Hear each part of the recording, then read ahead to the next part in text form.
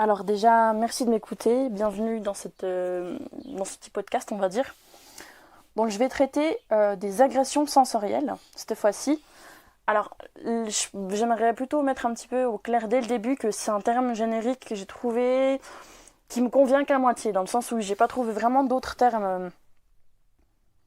plus adéquats. Après, peut-être que je me suis pas suffisamment renseignée et que en cherchant un peu plus, vous aurez trouvé mieux que moi, ça y a aucun doute là-dessus, peut-être. Mais simplement que je trouve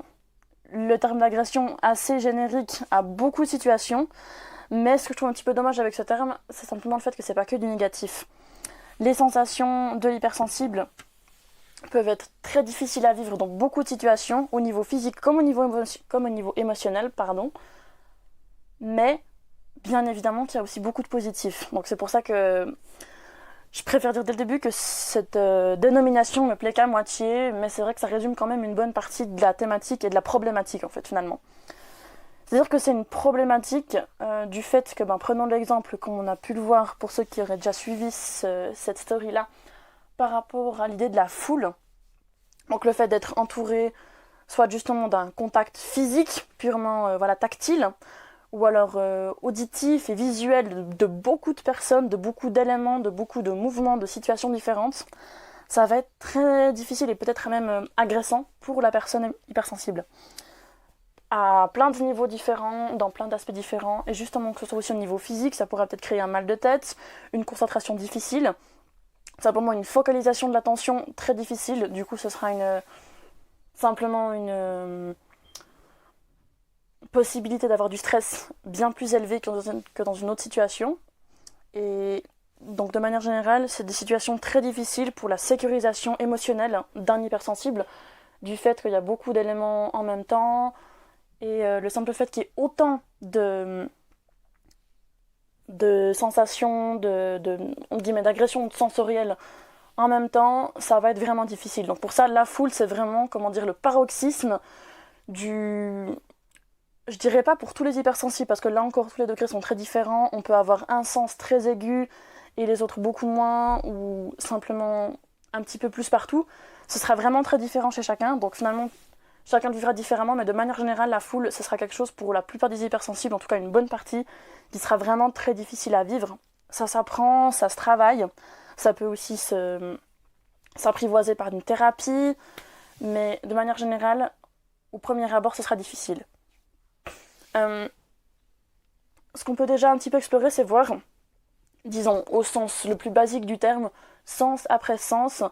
comment ça va être vécu ou perçu de manière un petit peu générique, même si bien évidemment, ce qu'il faut considérer comme à chaque fois, c'est que chaque personne, chaque hypersensible, va vivre la chose de façon très différente. Donc que ce soit auditif, visuel, tactile, peut-être même au niveau du goût, ce sera très différent pour chacun, mais il y a quand même des points communs qui vont venir.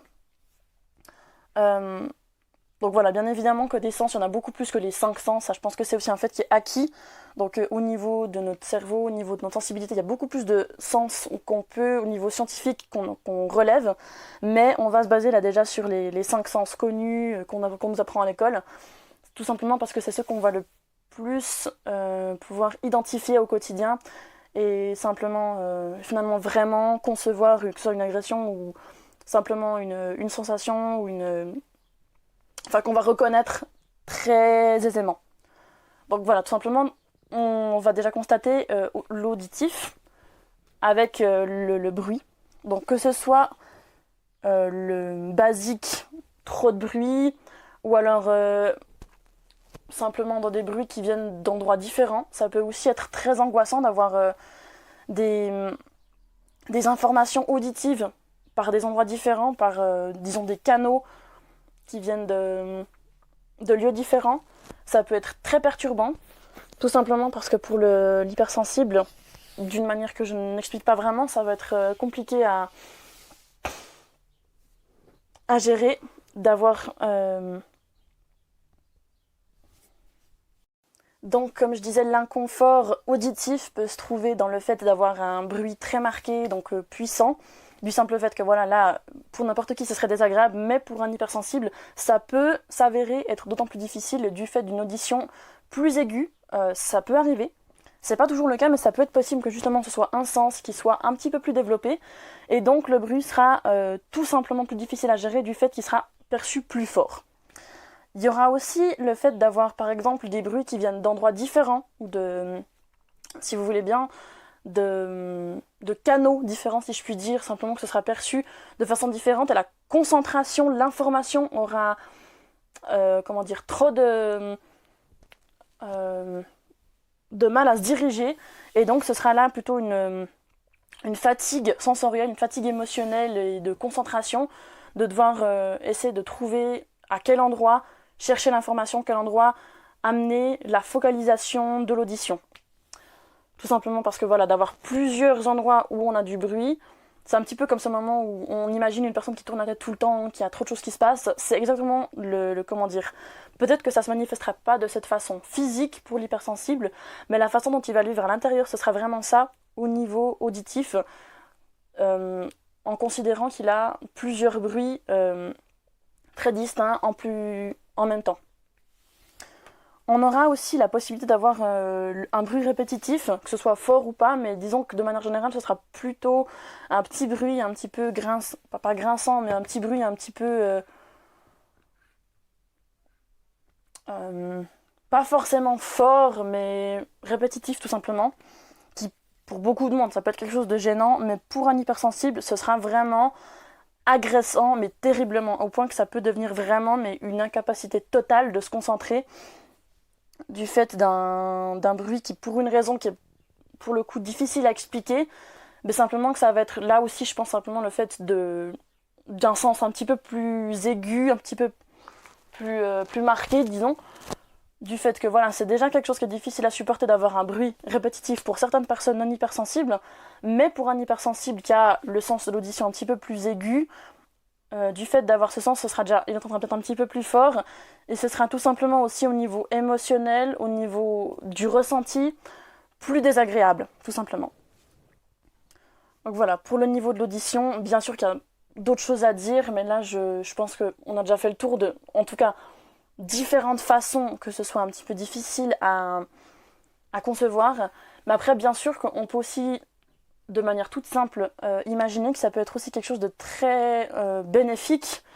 dans différentes situations. Bien sûr que c'est pas forcément toujours le cas, et c'est malheureusement pas la majeure partie du temps. Mais tout simplement le fait d'avoir une bonne audition, c'est quelque chose de juste magnifique au quotidien, de pouvoir simplement percevoir, alors ça va être très nunuche ce que je vais dire, mais le chant des oiseaux, de percevoir un petit bruit, peut-être si on a envie de, je sais pas, dans une situation quelconque que je vais pas chercher d'imaginer parce que ça va me prendre 50 semaines si j'essaie de le faire, de juste pouvoir un petit peu mieux percevoir, ça peut être une très bonne chose. Mais là encore, c'est vrai que c'est pas dans la majeure partie des situations que ça va s'avérer magique et hyper pratique, mais ça reste quand même une aptitude non négligeable. On va considérer ensuite la vision, donc le fait d'avoir par exemple beaucoup de mouvements, beaucoup de déplacements en même temps. Donc là, il y aura potentiellement aussi le sens tactile qui va se combiner avec la vue, puisque ça peut aussi, on va avoir du mouvement qui va nous toucher, qui va nous entourer. Ça va souvent se combiner, mais pas nécessairement. Donc par exemple, je sais pas, même simplement devant un film où il y a beaucoup de mouvements, je sais que pour un hypersensible, ça peut s'avérer très agressant, de se trouver pas nécessairement devant une scène violente, ou là où ça peut aussi par exemple être plus agressif au niveau des émotions, mais simplement du fait qu'il y aura beaucoup de mouvements dans une scène d'action, ce sera difficile à suivre et ce sera simplement désagréable. Et un hypersensible peut se trouver à ne pas forcément aimer un film autant que quelqu'un d'autre, du fait que ça a été peut-être motif de maux de tête, ou simplement motif d'inconfort, motif de difficulté de concentration. Donc là, ce sera aussi un petit peu des difficultés semblables à l'audition qui vont lui empêcher de prendre du plaisir tout simplement pendant un moment quelconque. On peut aussi avoir simplement un inconfort avec la lumière, donc les diverses luminosités. Ça sera aussi déjà le cas justement pour pas mal de monde au sens large, mais ce sera d'autant plus marqué pour certains hypersensibles que une forte luminosité sera très difficile à supporter. C'est pour ça qu'ils ont d'autant plus. Donc je vous encourage, si c'est votre cas, très régulièrement porter des lunettes de soleil, auquel cas ça peut vous amener beaucoup de mal de crâne. Déjà qu'à la base, je pense que bonne vie au quotidien, c'est vraiment un avantage non négligeable, et je trouve que c'est quand même aussi intéressant de le relever, que même si certes ça peut être difficile d'avoir cette difficulté de concentration, d'avoir peut-être, voilà, je parle toujours des maux de tête parce que c'est ce que moi j'ai pu vivre, mais c'est vrai qu'il peut y avoir d'autres choses, simplement d'avoir voilà un inconfort au sens très large, mais c'est aussi vraiment une qualité et un avantage non négligeable que d'avoir une vue finalement tout simplement bonne en fait. J'ai pas d'autres mots, mais c'est simplement que on sous-estime, je pense, trop les bienfaits de nos sens, et le simple fait d'en avoir des qui sont fonctionnels et qui plus est peut-être un tout petit peu plus aigus, certes ce sera difficile dans certaines situations, mais c'est d'autant plus finalement un bienfait qu'il faut reconnaître quand ça nous est utile et quand on le voit, quand on les utilise finalement. Donc je pense que c'est aussi une façon de pouvoir faire se rappeler aux hypersensibles qui ont ces caractéristiques, de pouvoir se rappeler que certes c'est pas facile et que je compatis avec eux, mais aussi de se rappeler que vous avez la chance d'avoir peut-être une vie un tout petit peu plus aiguë, une audition qui est particulière, juste vivez-la et profitez-en quoi. Je voulais ensuite un petit peu parler peut-être de la sensation du goût. Alors ce sera beaucoup plus court parce que c'est sûr que c'est pas non plus quotidiennement que ça va être très très très marqué, mais il peut s'avérer que par exemple un hypersensible sera peut-être plus facilement sensible à quelque chose de trop cuit, quelque chose de trop piquant, quelque chose de peut-être un tout petit peu passé de date, ou simplement qu'un tout petit peu un goût particulier qui pourra carrément plus du tout le manger. Par exemple, le simple fait que quelque chose ait un tout petit peu touché un ingrédient qu'il n'aime pas forcément ne pourra juste plus toucher l'assiette. Et de ce fait, ça peut être très difficile, pas forcément par le fait lui-même, mais par la vision des autres. Et c'est là que je trouve aussi intéressant de revenir que pour chaque sens, ça a aussi cette influence, mais de manière générale, ce sera peut-être un tout petit peu plus reconnu pour la vision et l'audition, que là, on n'y peut rien. Par rapport au goût, il y aura peut-être plus facilement cette étiquette de chochotte, ou cette étiquette de, un petit peu... chochotte c'est le mot je pense, dans le sens où qui trie son assiette et qui fait vraiment un peu le chieur, alors qu'au final il a juste aucun choix, que c'est vraiment quelque chose qui va lui couper, qui va juste l'empêcher d'avoir un appétit quelconque. Donc ça peut être très fort, simplement que de juste goûter un arôme qui va lui couper la gorge et lui empêcher toute envie de manger. C'est pas toujours aussi intense, on est bien d'accord, mais ça peut arriver que vraiment l'hypersensible se trouve dans une situation où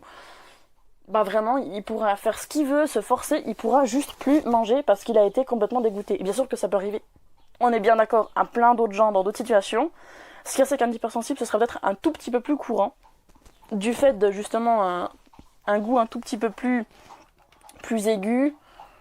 ou en tout cas plus particulier. Et de ce fait, forcément que ça le fera passer pour quelqu'un d'un petit peu compliqué, de difficile, et de malheureusement pas agréable à vivre. Et là, c'est plutôt aux personnes qui seraient pas forcément hypersensibles, ou alors hypersensibles mais pas forcément avec un goût un petit peu plus aigu, ce serait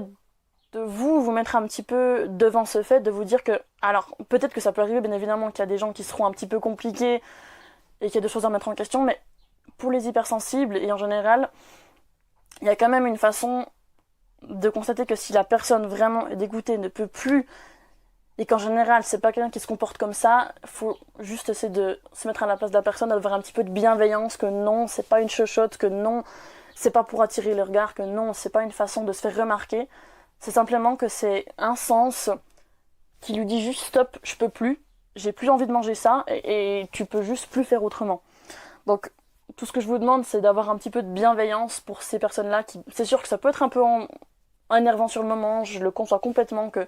d'avoir mitonné un super petit plat et que d'un coup quelqu'un se retrouve complètement à ne plus pouvoir y toucher, ça peut être clairement vexant, mais avec un petit peu de communication, on parvient à comprendre ce qui se passe, et c'est tellement plus agréable que de se trouver à mettre des étiquettes sur les gens. Donc juste soyons bienveillants et communiquons un petit peu quoi. Je voulais terminer avec justement au niveau tactile, ce que ça peut amener. Ah non, j'ai oublié pardon, de parler de la notion du goût. Finalement, ouais, c'est pas non plus rien de nouveau sous le soleil, mais ce qu'il y a de vraiment intéressant avec le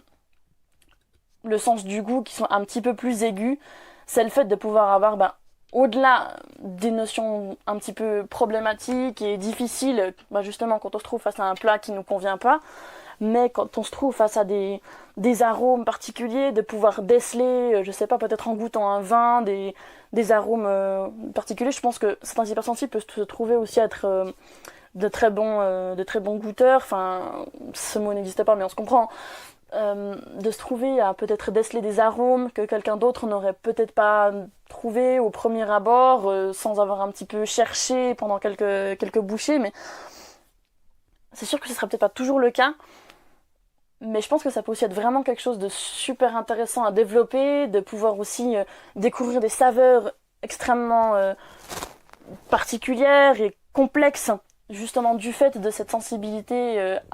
au goût très particulière. Et je trouve que ça, c'est vraiment, pour le coup, un sens qu'il faut travailler et qui vaut la peine de pouvoir être développé. Peut-être si vous aimez particulièrement, je sais pas, la cuisine, ça peut être quelque chose de vraiment intéressant, comme que ce soit l'audition ou la vue, mais c'est vrai que le goût, c'est quand même quelque chose de particulier où c'est pas dans toutes les situations qu'on va aller manger tout ce qu'on trouve, mais c'est vraiment un moment particulier où on se trouve à... Je pense que beaucoup ont sorti déjà le terme d'orgasme, pas nutritif, mais au niveau du goût, tout simplement parce que c'est tellement incroyable comme sensation, c'est tellement puissant, c'est tellement décuplé que le moment de manger est juste incroyable. Et ça, je l'ai entendu de beaucoup d'hypersensibles qui justement ont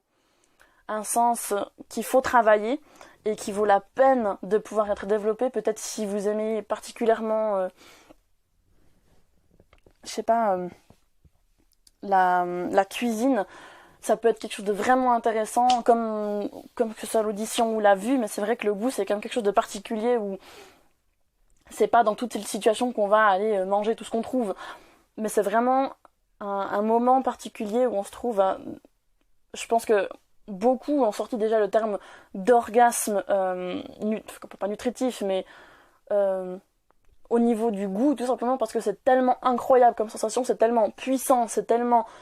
décuplé que le moment de manger est juste incroyable. Et ça, je l'ai entendu de beaucoup d'hypersensibles qui justement vivent ce moment du goût tellement de façon intense. Alors ça peut être vraiment très dur parce que ça peut être absolument immangeable pour eux, tout comme ça peut être juste incroyable. Donc je vous encourage à fond de profiter et de vivre cette capacité pleinement et sans avoir peur du jugement. Ensuite, donc voilà, là je reviens sur la notion du sens, disons, plus tactile, pour un petit peu clore tout ça. Là, ça va être très différent, je pense, chez chaque hypersensible, et c'est pour ça que c'est un peu plus difficile à exprimer. Mais de manière générale, je crois que ce sera quand même quelque chose de difficile pour pas mal d'hypersensibles, du fait qu'on va pour beaucoup,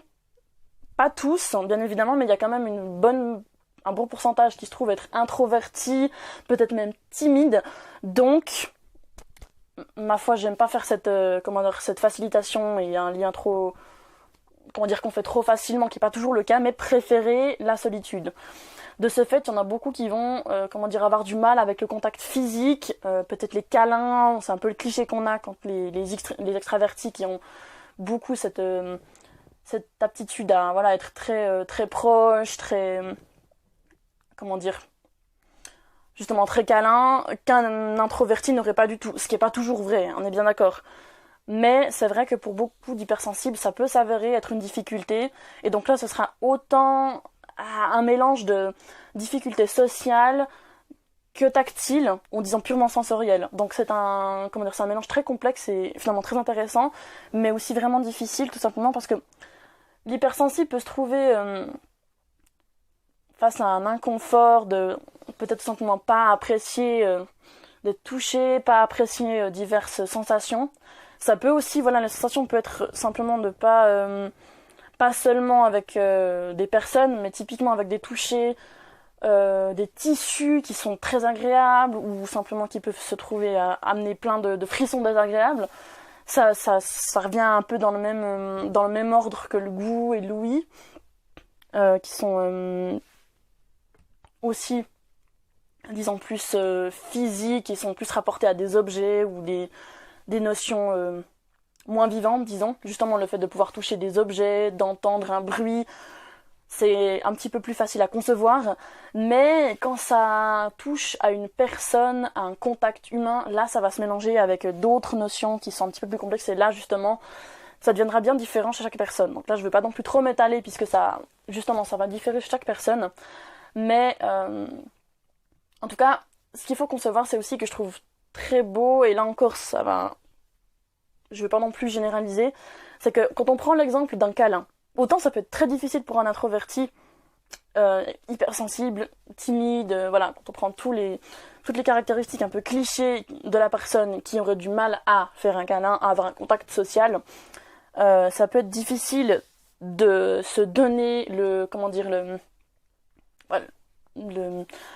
l'aval, je sais pas comment dire, pour l'élan, pour avoir un contact social aussi intense, parce que c'est quand même quelque chose de vraiment fort, un câlin. Mais au moment où ça y est, au moment où on a vraiment quelqu'un dans ses bras, c'est quelque chose de très fort, de très puissant, de manière, là, pour le coup, vraiment très émotionnelle, mais aussi sensorielle, d'avoir la chaleur de quelqu'un contre soi, de sentir le tissu contre soi, d'avoir le souffle de la personne contre soi, c'est quelque chose de très puissant au niveau émotionnel. Et si c'est bien vécu, ça peut être un moment extraordinaire et un super souvenir pour la personne. Tout comme ça peut être un moment très difficile. Bon voilà, là je vais pas non plus trop m'étaler parce que ça peut être des moments tragiques d'avoir, des caresses pas voulues, mais ça je pense que pour n'importe qui c'est vraiment très très très très très très très difficile à vivre. Et j'ai pas envie de m'étaler là-dessus parce que c'est juste tragique comme situation d'avoir des agressions de ce type. Mais simplement, même quand on arrive dans quelque chose de beaucoup moins grave que ça, simplement quelqu'un qui s'avère être un petit peu trop tactile à notre goût, mais simplement juste à mettre la main sur l'épaule ou des choses comme ça, des trucs très anodines, qui peuvent être très mal vécus pour un hypersensible, qui se trouve avoir des sensibilités au niveau du sens tactile, social, difficile, et va se trouver à peut-être un petit peu être plus agressif, à un petit peu être sur les nerfs de ce fait. Et malheureusement, ce sera peut-être un petit peu une barrière sociale face à certaines personnes qui sont justement, ma foi, qui ont peut-être une aptitude, ou simplement une attitude, je dirais presque tactile, qui les dérangera un petit peu, justement. Je sais pas si vous pouvez visualiser une tendance un petit peu peut-être à justement mettre la main sur l'épaule, ou juste, je sais pas, des trucs tout bêtes, ou vouloir taper dans la main, ou des choses toutes bêtes, qu'un introverti, qu'un hypersensible n'aurait peut-être pas toujours l'idée de faire, ni l'envie de faire. Donc c'est là où je pense que c'est important de pouvoir s'écouter en tant qu'hypersensible et de savoir dire non avec bienveillance. Tout comme, je veux juste non plus pas généraliser qu'on peut tout à fait être un hypersensible extraverti, et là,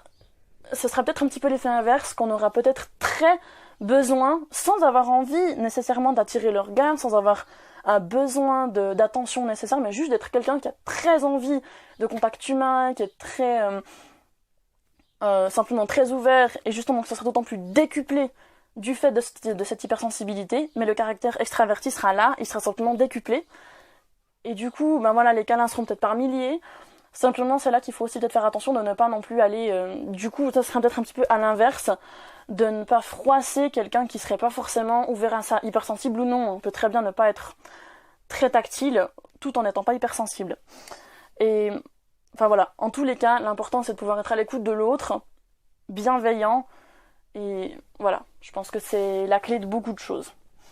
Donc j'espère que ça n'a pas été trop long, que ça a pu vous intéresser et peut-être...